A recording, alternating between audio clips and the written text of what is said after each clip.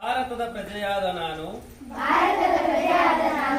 ಪುಸ್ತಕಗಳು ಜ್ಞಾನದ ಬಾಗಿಲು ಮತ್ತು ಉತ್ತಮ ಸ್ನೇಹಿತರು ಎಂದು ದೃಢವಾಗಿ ನಂಬುತ್ತೇನೆ.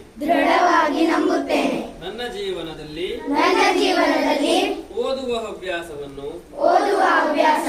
ನಿತ್ಯದ ಅಭ್ಯಾಸವನ್ನಾಗಿ ಮಾಡಿಕೊಳ್ಳುತ್ತೇನೆ.